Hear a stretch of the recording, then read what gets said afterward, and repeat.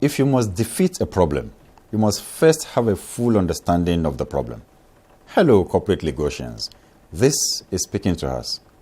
I am leading a new breed of Lagosians who are done with complaining and are fired up to take their destinies in their hands through the many opportunities available via the ballot. As we all can affirm, complaining and doing nothing will achieve nothing. But first, I need us to understand the enormity of our issues and the part we play in sustaining it, especially as elites. The enabling environment for the advancement of our businesses, as well as our well-being in a society, are almost entirely dependent on the quality of the people we elect to lead us, as well as the quality of agenda and policies they formulate and execute on one part, and how they remain steadfast to delivering on their responsibility on the other.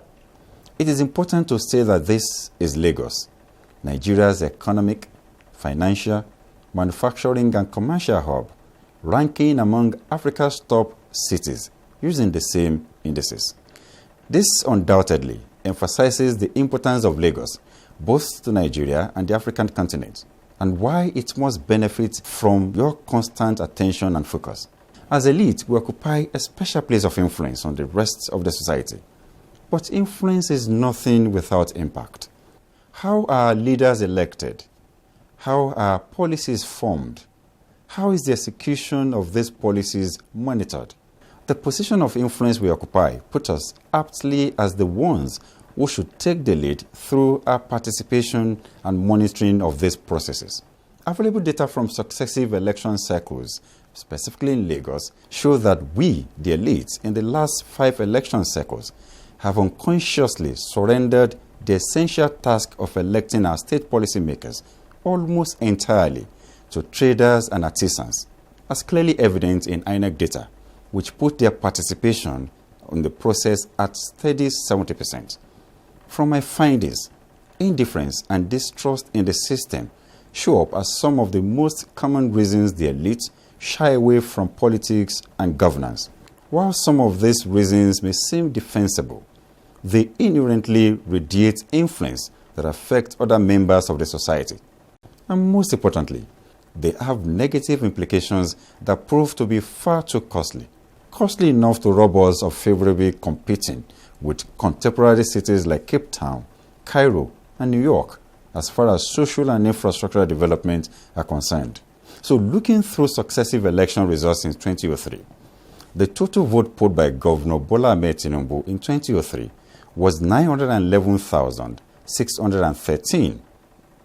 In 2007, a drop saw Governor Babatunde Raji Fashola win the election with a total of 828,683 votes, while his re-election in 2011 witnessed an unprecedented and yet to be matched spike of 1,509,113.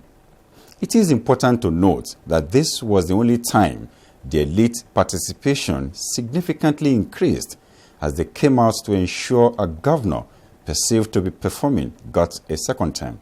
It has been a sharp drop since then, with Governor Akinwumi Ambode winning with 811,994 votes in 2015, and Governor Babajide Sanwo-Olu polling 739,445 to be elected in 2019.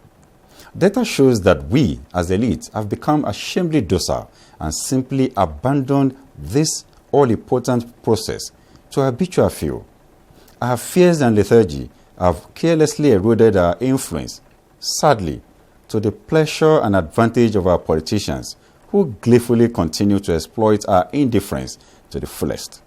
Moreover, can we really, with good conscience, criticize the quality of our leaders and policymakers, or the decision they make, when we haven't taken responsibility and when we have left the selection choices to artisans and traders? If we continue at this rate, we will practically need a miracle to live the Lagos of our dreams. The honest truth is that we don't need a miracle, and we shouldn't wait for one. All that we require is to open our minds to a new thinking and defeat our old habits. We need to expunge the thinking that our individual action will not count. Remember that African adage that says, if you think you're too small to make a difference, then you haven't spent a night with a mosquito. One determined person can stop injustice. One determined person can be a voice for truth. Every voice matters. Besides, evidence is there that we can do it, going by our collective feat that saw to it that BRF got re-elected as Governor of Lagos in 2011. It's a new dawn in Lagos. Join me and the growing mass of corporate Lagosians who have signed on to the Team Jandor Lagos for Lagos project by logging onto our website www.teamjandor.com. Together, we will bring to life the Lagos of our dreams. My name is Abdulaziz Olajide Adejiro. Jandor, it is time.